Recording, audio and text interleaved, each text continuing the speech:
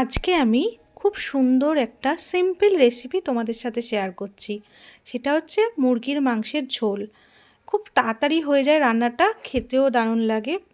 দেখো, তার জন্য আমি কড়ায় তেল দিয়ে ফার্স্টে আমি আলুগুলো লবণ হলুদ দিয়ে ভেজে তুলে নিচ্ছি। এত সিম্পলভাবে হয়, খেতেও দারুণ লাগে এই মুরগির মাংসের ঝোলটা ভাতের সাথে। আর খুব সিম্পল রান্না এটা। দেখো, আলুটা খুব ভালোভাবে ভেজে নিচ্ছি, ভেজে নিয়ে আমি তুলে রেখেছি। ওই তেলেই আমি পেঁয়াজগুলোও দিয়ে দিচ্ছি। পেঁয়াজগুলো এবার যথারীতি লাল লাল করে ভেজে নিচ্ছি। দেখো, পেঁয়াজগুলো ভালো করে ভাজার পর আমি আদা রসুন আর শুকনো লঙ্কা একটা পেস্ট করে নিচ্ছি। পেস্ট করে নিয়ে সেটা আমি ওর মধ্যে দিয়ে দিলাম। দিয়ে দেখো, মশলাটা ভালো করে কষিয়ে নেবো। আর কটা গোটা শুকনো লঙ্কা চিরেও এর মধ্যে দিয়ে দিলাম। দিয়ে দেখো, চিকেনগুলোও দিয়ে দিয়েছি।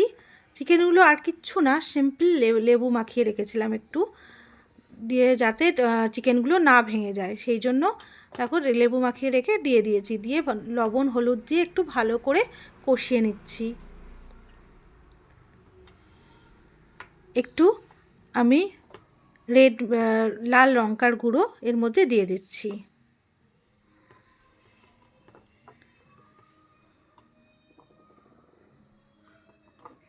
দিয়েও আবারও ভালো করে কষিয়ে নিচ্ছি।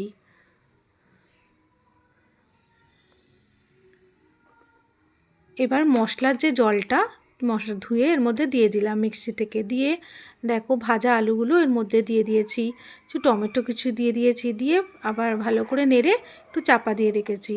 20 মিনিট পর চাপাটা খুলে দিলাম। দেখো, টকবক করে ফুটে উঠেছে আমার ঝোল। দেখতেও কত সুন্দর হয়েছে, তেলগুলো ওপরে ভেসে উঠেছে।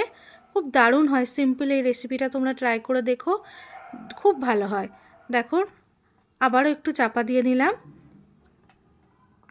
দিয়ে আমি এটা তোমার 5 মিনিট পরে আবার সার্ভ করে দিলাম।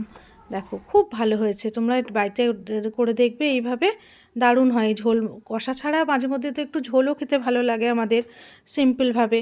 তখন এইভাবে তোমরা ট্রাই করে দেখতে পারো।